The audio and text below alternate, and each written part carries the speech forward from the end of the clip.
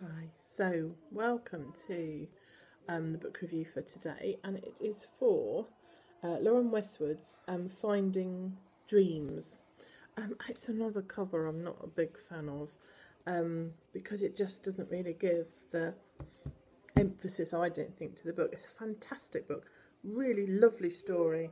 It sounds awful. A woman's husband dies. That obviously shouldn't be a lovely story. But a year later, she's discovered that he had this double life, and it's not good. And so she ends up renting out her house. I'm telling you more than I normally do. She ends up renting out her house to a film crew, and it's all the intricacies of that. So it's just really interesting because I didn't know how. Oh, I've only got a head.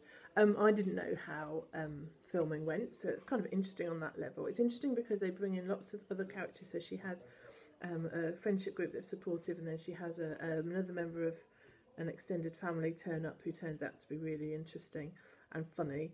All the members of the film crew, actors, actresses, all the drama of their interrelations. And there's also a love story, a really gentle love story, and it's just lovely.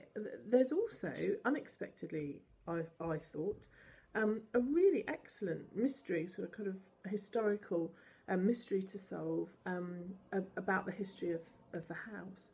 And so it's just got a bit of everything. It's got, drama. It's not that predictable. You know it'll have a happy ending, but it's not overly gushy for a romantic book. So it's just fantastic. It's interesting. It's got lots and lots of characters, but I didn't feel, I couldn't remember who was who. They were all quite unique.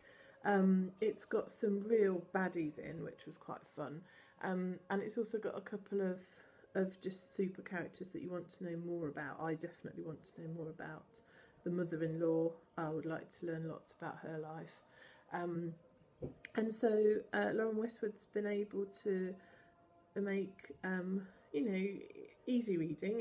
It's not hard on the brain, but with a real quality. I kind of am a bit sniffy about romantic novels, or I certainly was before I got involved with aria fiction. But all of the ones I've read from there have had something a little bit extra. They've had a depth to them that I wasn't. I'm going to admit I was a snob.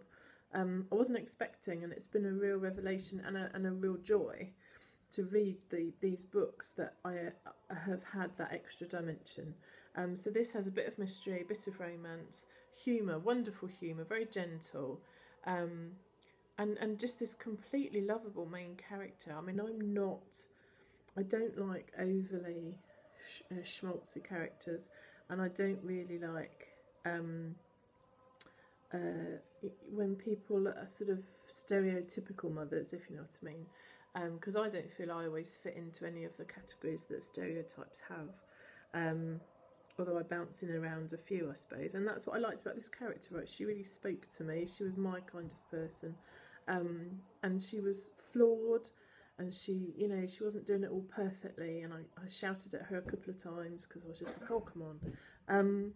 But she was also honest and quite true to my parenting style of delightful chaos. So it was good.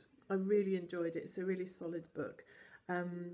It's not a massively long read, but you do want to know what's happening, so I perhaps read it a little bit quicker. It was a lovely evening bedtime read. It's very cosy, and I mean that in a positive way.